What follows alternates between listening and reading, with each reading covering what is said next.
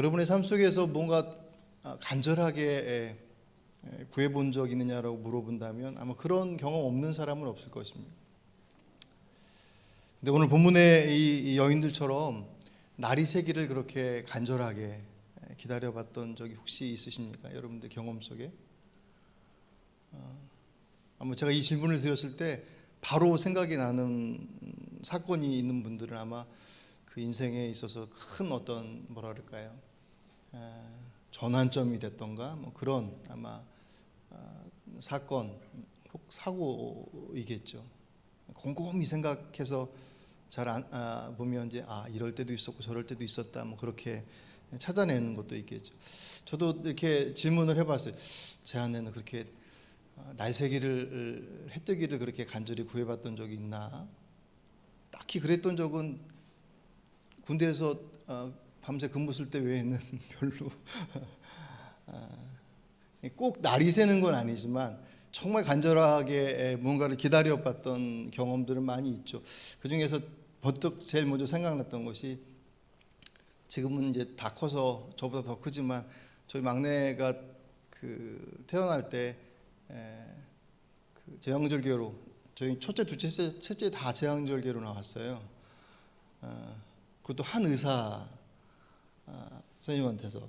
근데 막내가 나올 때가 이제 나를 다 잡아놨는데 2주나 먼저 저희 아내 몸에 좀 이상이 있어서 급하게 이제 병원을 가야 되는데, 그때가 교동에서 목회할 때였습니다. 막배가 다 끊어지고 꼼짝달싹할 수 없는 상황 속에서 몸은 점점 이제 이상해져서 급하게 이제 행정선을 요청을 했어요. 이제 섬에서도 일반 그 배들은 이제 첫 배와 막배가 끊어지면 움직이지 않지만 정말 위급한 상황이 발생하면 이제 행정선을 띄워주거든요. 근데 그 불러놨는데 왜 이렇게 안 오는 거예요?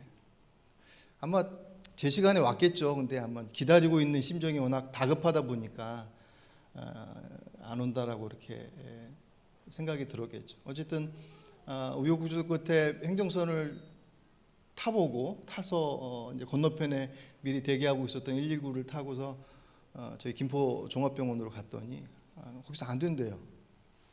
밤에 반 늦은 시간이 12시가 가까이 됐었는지 정확하게 시간은 잘 기억나지 않는데 어쨌든 안 된다고, 그리고 큰 병원으로 가라고 그래서 거기서 또 길병원으로 또 열심히 119 타고 또 이렇게 내달려고 하는데 거기서 또 안 된대요. 그럼 어디로 가라는 거예요? 이 환자의 마음은 뭐 당해보지 않으면 모르니까 결국은 이제 아이를 낳기로 했었던 이제 그 병원 조치하고 전화를 해서 그 병원으로 가서 조치를 받고 이제 결국 수술을 했어요.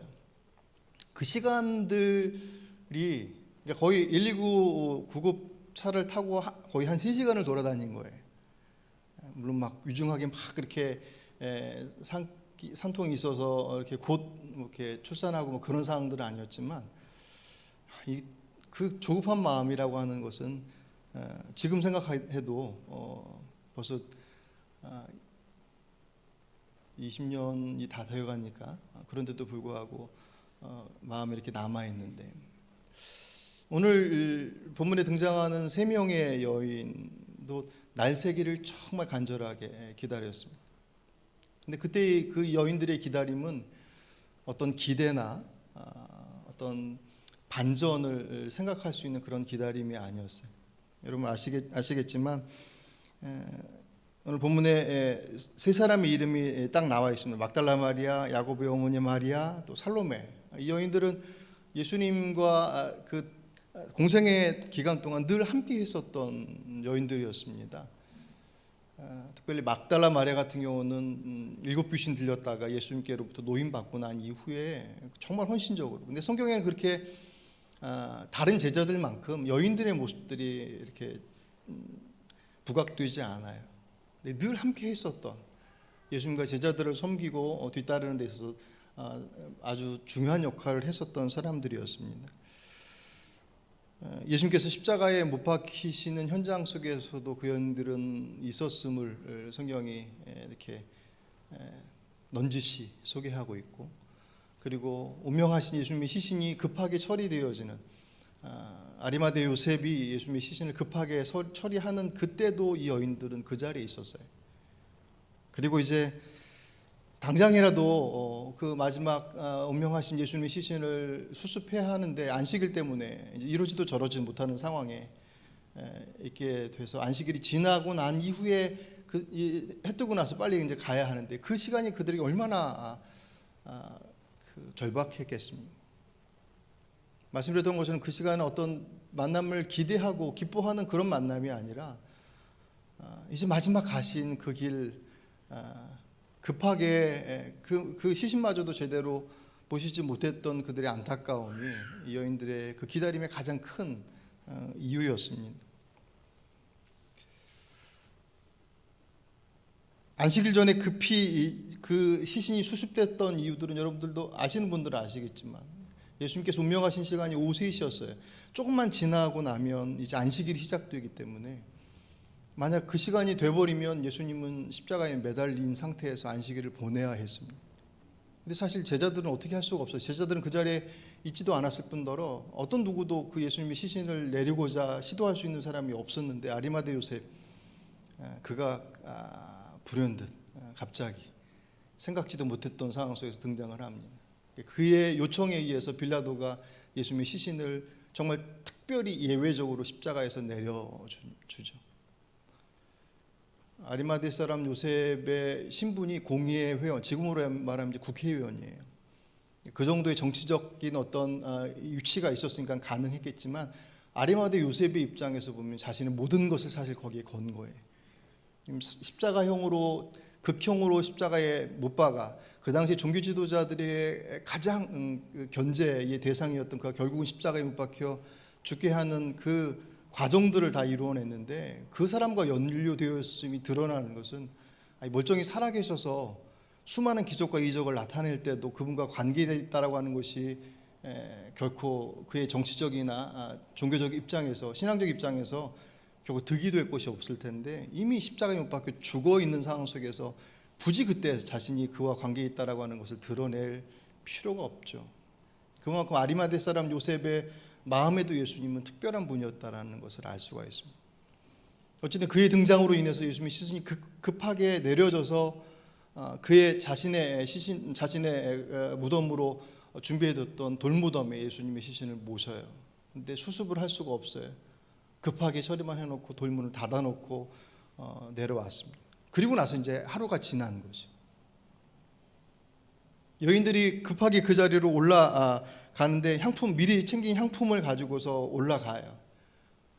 그러면서 서로 얘기하는 게 무슨 얘기를 하냐면 그제서야 야 우리 올라가는데 그러면 그 돌무덤 앞에 막아놓은 그 돌은 누가 치우냐? 오늘 보면 그 돌이 컸다라고 강조하고 있습니다. 얼마나 정신이 없었는지 또 사실 조금만 생각해보면 그럴 수 있죠. 그 여인들, 제자들이 자신의 모든 것을 사실 맡겼던 분이거든요. 존경했고 사랑했고 신뢰했던 그분이 돌아가신 지가 사실 3일 만에 부활하셨지만 만으로 얘기하면 하루 반나절이에요. 그러니까 정신이 있었겠습니까? 자신의 모든 것으로 자기보다 더 사랑했던 자신보다 더 소중하게 여겼던 그분이 그렇게 말도 안 되는 상황 속에 십자가에서 죽으신 그 모습을 목격하고 나서 제정신일 수가 없죠. 그러니까 급하게 그 막 향품 챙겨가지고 올라가는 와중에 생각해보니 그 돌문을 막고 있는 그 돌은 어떻게 해야 되나. 그럼에도 불구하고 여인들이 그 걱정을 하면서도 올라가요. 대책이 있어서 올라가는 것이 아니라 대책은 없지만 어쨌든 올라가요. 왜요? 사랑하기 때문에 그러는 거예요. 사랑은 계산하지 않습니다. 사랑도 기부인 주고받음이 있어야지 좋다고 얘기하지만 탈이 없다고 얘기하지만 진정한 사랑은 주고받음의 계산 속에서 이루어지지 않습니다. 오늘 세례받는 저기 정신없네요. 여기 세례받는 엄마들 아빠들 여기 좀 보세요. 그 맨날 보는 애기를 이렇게 붙잡고 있어요. 우리 하랑이하고 로이하고 오늘 이제 유아 세례 받는데 얼마나 이뻐요. 지금 뭐 어찌할 바를 모르지 않습니까?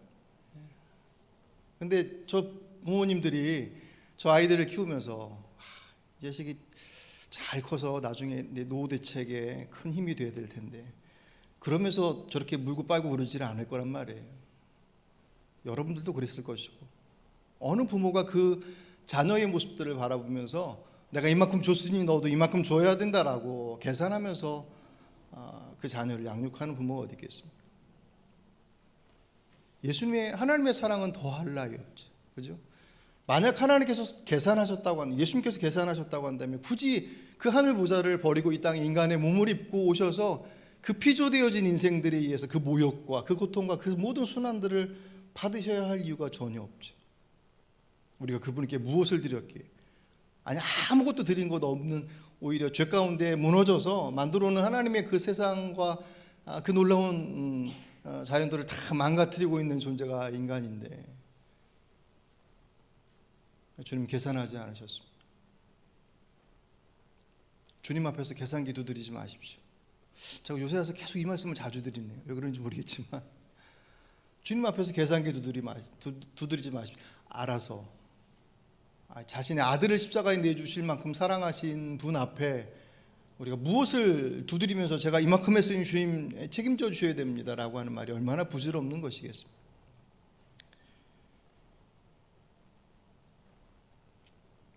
어쨌든 이 여인들 안에 그 계산 없이 올라간 그 자리에 가서 보니 놀랍게도 돌이 굴러져 있었다, 열려져 있었다라고 해요. 더 놀라운 사실은 무덤 안에 급하게 들어갔던 유인 남자가 있었습니다.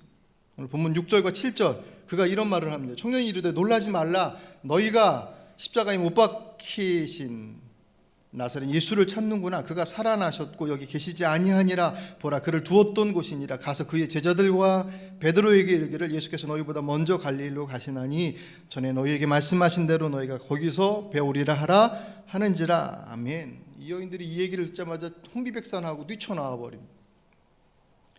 더 놀라운 것은 그 이후에 이 여인들의 행동이 8절 여인들이 몹시 놀라 떨며 나와 무덤에서 도망하고 무서워하며 아무에게도 아무 말도 하지 못하더라. 아멘. 물론 놀랄 수는 있죠. 왜냐하면 시신을 수습하러 갔는데 시신이 없어요. 문이 열린 것도 그렇고 시신도 없어요. 왜 모르는 사람이 무덤가에서 예수님 모셨던 그곳 오른쪽에 앉아서 그분은 살아나셨고 전에 말씀하셨던 것처럼 이미 갈릴리에 가 계시니 제자들한테 전해서 가서 만나라라고 그렇게 얘기를 합니다. 그러니까 놀라는 게 당연하죠. 전혀 사실 예측할 수 없었던 상황이었으니까. 근데 문제는 무서워서 그것을 아무에게도 얘기하지 못했다라고 하는 것은 사실 이해하기 좀 어려운 거예요. 왜냐하면 이 사람이 정체가 누군지는 모르지만 지금 예수님께서 계셔야 될 그 시신이 안 계시잖아요. 그리고 무엇보다도 예수님께서 그 전에 자신이 십자가의 고난 가운데 죽음 가운데 부활할 것이다라는 말씀을 정확하게 3번 그들에게 하셨어요. 그들이 그 얘기를 얼마나 듣기 싫어했는지. 부활은 안 들리고 죽음, 고난과 죽음, 빨리 예루살렘에서 그 영광과 그 왕좌에 오르실 분인데 그래야지만이 자기들도 좌우에 한 자리 하고 그래도 뭔가 이 민족을 위해서 할 수 있을 텐데라고 하는 그 부푼 꿈에 있는 그들에게 자꾸 죽는다고 말씀하시니까 듣기 싫어서 나중에는 말씀하셔도 못 들은 척하고 물어보지도 않고 모를 리 없단 말이에요. 알고 있었어요. 그럼에도 불구하고 그 빈 무덤을 보고 그리고 모르는 사람이긴 하지만 그 사람이 그분이 살아나셨고 전에 말씀하셨던 것처럼 갈릴리에 이미 가 계신다라는 말씀을 들었으면 사실 이 여인들의 반응은 놀랄 수는 있어도 기뻐해야 되는 거 아니에요. 그때 그 말씀이 진짜였구나라고 그 말씀을 확인한 것으로 급하게 제자들에게 가서 이러이랬어라고 얘기하는 것이 가장 자연스러운 반응 같은데 이 여인들의 반응은 무서워했다 그랬어요. 원래 겁이 많아서 그랬어요. 여인들은 겁이 많아서요? 이 여인들은 겁이 전혀 없는 분들의 겁이 없다는 게 원래 담대하다 그것이 아니라 주님을 향한 그 마음이 얼마나 대단했는지 겁이 있었으면 지금 여기 예수님이 시신을 수습하러 올라오지도 못했어요. 아까 아리마데오 선생님 말씀을 드렸지만 이 여인들도 마찬가지죠. 신성모독이라고 하는 죄로 올감해서 로마법에는 없는 십자가형의 신성모독으로는 십자가형에 처해질 수가 없어요. 근데 그들이 얼마나 닥달을 했으면 결국 빌라도가 코너에 몰리다 결국 예수님을 십자가에 내주지 않습니까? 그렇게 예수님의 모습이 그들에게 있어서는 미운 털이 아주 톡톡하게 박혀 있는데 그분과 관계에 있다, 그분이 희신을 스스로 포하러 간다라고 하는 것은 해코지 당하기에 충분하죠. 그들도 체포당할 수 있습니다. 그러니 제자들이 다 도망갔잖아요. 그죠? 절대로 목숨 걸고 지키겠다라고 단언했었던 그들이었지만 잡으러 온 예수님을 잡으러 온 그들을 보고 혼비백산 다 도망가 버렸습니다. 왜? 지금 잡히면 예수님과 함께 꼼짝없이 붙들려 갈 것이 뻔하기 때문에 그 여인들이 그 자리를 꿋꿋이 지키고 있었단 말이에요. 그러니 여인들이 원래 겁이 많아서 무서워했다라고 하는 말은 맞지 않습니다. 도대체 왜? 대부분의 신학자들은 이 마가복음이 오늘 우리가 8절까지 읽었잖아요. 대부분의 신학자들이 원래 마가가 이 복음서를 써서 공동체원들에게 함께 나눌 때 원래 마가복음은 여기가 끝이었다라고 얘기를 해요. 그러니까 9절부터 20절까지 뒷부분이 있잖아요. 거기는 나중에 추가해서 이렇게 마무리를, 여러분 보시면 9절부터 20절까지 말씀 보시면 앞에서 쭉 이어오던 흐름하고 좀 아주 어색할 정도로 요약해서 탁탁탁탁 이렇게 던져놓는 내용을 여러분도 그냥 보실 수 있습니다. 이게 뭐 신학적인 무슨 안건 뭐 그런 걸 떠나서 그렇게 보면 더 이상한 거예요. 왜냐하면 8절에 어떻게 마무리됐다고 그랬습니까? 그들이 무서워서 아무에게도 아무 말도 하지 못하더라. 그리고 복음서를 딱 끝내버리면 이것만큼 이상한 건 또 더 없잖아요. 아마 그래서 나중에 뒷부분 9절부터 20절을 더 첨가했는지 모르겠지만 우리가 지난 그 사순절 그리고 고난주간 동안 그 묵상집을 통해서 마가복음을 쭉 묵상하면서 봐왔던 마가는 충분히 그럴 수 있어요. 왜냐하면 부활하신 주님을 만나기 전에 우리는 그랬어. 마치 우리 지난번에 봤던 그 마가가 자기 고백적인 모습으로 자기가 예수님 겟세마네 동산에 가서 잡으러 간다는 소식도 자다가 그 소식 듣고 나서 막 급하게 옷도 안 입고 혼입을 뒤집어 쓰고 갔다가 예수님 붙잡히시고 제자들은 다 도망가고 그래도 그 뒤에서 어떻게 좀 봐야 되겠다 그렇게 있다가 군사들에게 잡힐 때가 되니까 혼입을 내던지고 알몸으로 도망갔다고 그랬잖아요. 그게 마가 자신이었다고요. 그것을 자신의 공동체, 마가가 지도자인데 담임 목사예요. 자신의 교인들에게 내가 옛날에 그랬어. 나도 옛날에 그런 때가 있었어. 그 얘기인 거예요. 그가 주님 만나기 전에 부활하신 그분을 또 성령의 임재하심을 잊기 전에 자신의 모습을 그토록 연약했었다라고 하는 것을 그 스스로 드러냈던 것처럼 어쩌면 오늘 본문에서도 이 여인들의 모습이 부활하신 주님을 만나기 전에 그들은 당연히 전해야 될 그 기쁜 소식으로 받지 못했다라는 거예요. 왜요? 그들의 삶 속에 그들의 경험과 그들의 생각 속에 부활이라고 하는 것이 들어올 틈이 없어요.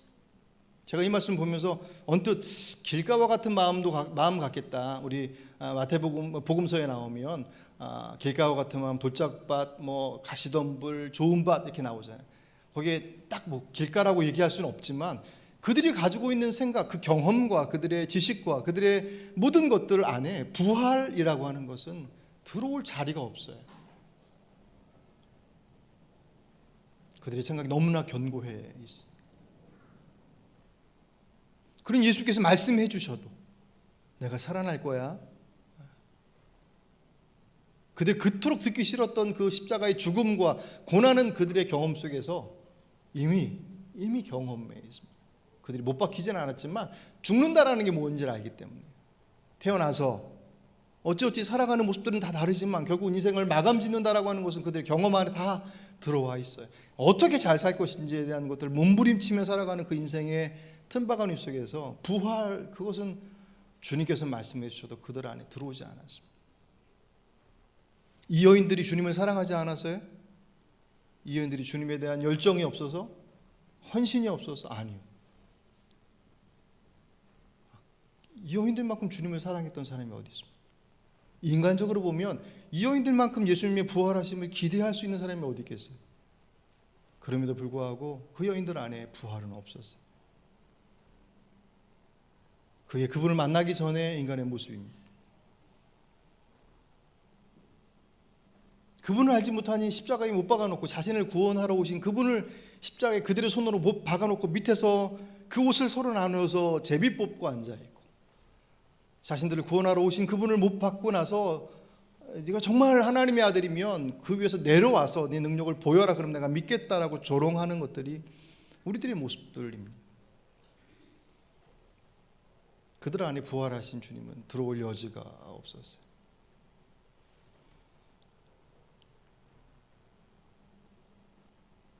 주님을 만나지 않는다면 우리들 안에, 우리들의 인생 속에서 우리들의 경험 그 이상의 모습들을 우리의 삶 속에서 기대할 수 없습니다. 오늘 이렇게 마무리되어진 이들의 인생이 이렇게 끝났냐? 우리가 다 아는 것처럼 끝나지 않았죠. 이들의 삶은 그 이후에 결국 주님을 만나요. 어떤 사람이 주님을 만났습니까? 결국은 제자들이 만났어요. 부활하시고 40일 동안 그 모습을 보이시면서 사람들에게 하나님의 나라를 가르치셨다고 사도행전 1장에서 기록하고 있습니다. 결국 누가 만났어요? 제자들이 어땠는데? 겁이 없었어요? 아니, 그 마가복음과 복음서와 특별히 십자가 주변에서 나타났던 제자들은 우리가 봤던 것처럼 너무나도 연약한 사람, 우리와 별 다르지 않은 사람들이었습니다. 그들이 주님을 만날 수 있었던 것은 다른 데 있잖아요. 그분을 고대하는 마음. 처음에는 몰라서, 누가복음 24장에 보시면 엠마오로 내려가는 두 제자는 예수님께서 가던 길에 같이 합류하셔서 가시는데도 옆에서 얘기하면서도 그분이 예수님을 몰랐어요. 물론 이제 부활하신 모습이었으니 그 전에 함께 지냈던 모습으로 주님을 대할 수 없어요. 이거는 이제 신비로 전혀 다른, 물리적으로 다른 모습들이었습니다. 어쨌든 중요한 것은 그들 안에, 역시 엠마오로 가듯 그 사람들 안에도 예수님에 대한 고난과 십자가의 죽음과 그분에 대한 아쉬움들은 있어도 그분의 부활하심은 전혀 들어가 있지 않아요. 옆에 같이 걸어가도 몰라요. 언제 그들이 주님을 만났냐? 그들이 계속 그분에 대한 소식이 들려오니, 그분에 대한 기다림을 가지고 보게 된 어느 그때 보니 와 계시더란 말이에요. 무슨 말이냐면 그분은 여전히 우리와 제자들과 동행하고 계십니다. 그들의 빈자리와 그들이 원하는 자리에 그분은 여지없이 가 계시는 분. 누가복음 24장에 그 제자들이 나중에 그렇게 깜짝 놀래요. 우리가 한참 그렇게 그분하고 얘기할 때 마음이 뜨거워지지 않더냐. 그리고 나서 같이 식사할 때 그제서야 눈이 밝아져서 예수님 것을 발견하게 돼요. 그 주님을 만날 때 우리들의 인생이 우리들의 경험치라고 생각하는, 우리가 생각하는 최대한의, 하지만 늘 우리의 삶이 그렇게 풍성한 것들만을 기대하며 고대하며 살지 않지 않습니까? 오히려 거꾸로 도저히 감당할 수 없을 것처럼 여겨진 인생의 벽 앞에 섰을 때 그걸 어떻게 넘어갈 수 있습니까? 그러니 내가 할 수 있는 모든 방법들을 취하는 거예요. 사람도 찾고 할 수 있는 모든 방법들을 다 동원하는 것입니다. 심지어는 그것이 해서는 안 되는 방법일지라도 그것을 넘어서서 하는 거예요. 왜? 그 길이 살 길이라고 생각되기 때문에. 다 그렇죠. 뭐 죽겠다고 그렇게 하는 사람이 어디 있겠습니까? 다 살고자 살 길이라고 생각하고 그 길을 선택하는 것입니다. 주님을 만난 이들의 삶의 모습들은 그들이 상상하고 그들이 생각했던, 그들이 경험했던 것들을 넘어서는 그들의 삶이 태어나서 살다가 죽는 것이 끝이 아니라 그것이 이제 또 다른 시작이다라고 하는 것을 그분을 만나지 않고서는 알 수 없었습니다. 거꾸로 얘기하면 그분을 만날 때 우리의 삶이 우리들이 알고 있는 것과는 다른 세상이 있음을 그제서야 알게 됩니다. 오늘 여러분들은 부활하신 주님을 만나셨습니까? 부활하신 주님을 만나는 것은 부활에 대한 소식을 들었다. 이 여인들도 그 소식을 들었잖아요. 빈 무덤도 봤고 예수님의 얘기도 들었고 모르는 사람이지만 살아나셨음을 증거해주는 사람의 얘기를 들었음에도 불구하고 정작 그분을 보지 못하니 부활을 받아들이지를 않더란 말이죠. 지금이야 좀 달라졌죠. 왜냐하면 성령께서 우리에게 말씀하십니다. 부활의 주님을 만나셨습니까? 그것의 증거는 여러분들의 삶의 자리들이 여러분의 계산과 여러분들의 경험치 안에서만 만약 갇혀 있다고 한다면 주님 앞에 곰곰하게 정직하게 직면하시기 바랍니다. 내가 정말 주님을 내 삶 가운데서 영접했는지. 부활의 주님을 만난다라고 하는 것은 더 이상 내가 내 경험과 나의 주도권 속에서 내 인생을 살아가는 것이 아니라 도저히 안 되는구나. 그러니까 왜 굳이 그렇게 복음서의 기자들이 제자들의 그 연약한 모습들을 성경에 그렇게 다 기록해 놨겠습니까? 여러분이 만약에 일대기, 일대기라고 하면 되게 거창해 보이지만 여러분 인생을 쫙 기록하는데 기록해서 남겨놓는데 거기에 여러분들의 치부가 드러날 만한 것들을 굳이 기록할 이유가 있겠습니까? 자서전이 됐던 위인전기가 됐던 대부분의 것들은 사실 그 사람의 모습을 더 높여주기 위한 것에 초점이 맞춰지지. 그래서 할 수만 있다면 부족했던 것들은 빼려고 노력을 많이 하지. 굳이 거기다가 그들이 치부를 드러낼 이유가 없지 않습니다. 주님 만나지 못한 이들의 모습들이 바로 그런 모습이었어 라고 하는 것에 대한 반증이기도 하고, 주님 만난 이들이 그들의 삶의 자리 속에서 더 이상 그들의 인생의 그 연약함 속에서 머물러 있지 않고 그 이후의 삶을 바라볼 수 있는 인생이 되었고, 그것은 단지 그냥 자신들의 삶을 문제없이 어떤 고난 속에도 잘 이겨나갈 수 있어라고 하는 내 삶의 풍요로움과 만족에서 그치지 않고, 그렇지 않습니까? 그분을 만난 이들은 늘 그 주변에 있는 이들을 돌아봅니다. 예수를 전하기 위해서 예수를 전하기, 그것이 가장 중요한 핵심이죠. 그 예수의 마음이 늘 우리들의 삶의 고난과 고통 가운데 있는 이들을 향해서 늘 함께 하셨던 것들을 아니, 이 땅의 성도와 교회에 거듭난 이들의 시선들은 몸된 교회를 통하여서 하나님의 일들을 이루심이, 교회의 풍성함들을 통하여서 그 흘려보내짐이 이 땅 위에 낮은 곳까지 흘려보내지는 것은 특별한 것이 아니라 우리들에게 주신 사명, 정확하게 사명입니다. 할 수 있는 것, 맡겨주신 것, 할 수 없으면 맡겨주지도 않으신다고 하셨습니다. 모쪼록 2021년 이 부활주일 이 날 하나님 예배하는 저와 여러분의 삶의 자리들 속에서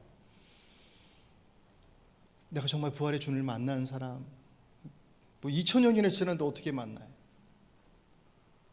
내 인간적인 연약함의 그 부족함의 벽에 서 있다고 한다면 주님께서 여러분들을 콜하시는 것입니다. 인생 내 마음대로 안 된다는 것을 이미 수없이 경험해. 믿음의 영역 밖에 있는 분들이야 그 문제를 해결하기 위해서 백방으로 뛰어다니는 곳으로 그 길들을 찾지만, 적어도 믿음의 영역 안에, 울타리 안에 들어와 있는 여러분들 안에서는, 혹 인생의 벽 앞에 딱 서 있다고 한다면, 오늘 이 여인들처럼 그 여인들이 지식이 뛰어나서도 무엇가 나서도 아니었습니다. 그분을 향한 그 마음, 내가 안 되니 그분을 찾습니다라고 하는 그 고백들을 가지고 주 앞에 설 때 늘 우리와 동행하시는 그분을 만나게 될 줄 믿습니다. 오늘 저희 여러분이 그 부활하신 주님을 만남으로 여러분의 삶이 새로워지는, 거듭난 이 땅의 그리스도인의 삶을 살아내시는 복된 믿음의 삶이 되시길 주의 이름으로 축복합니다.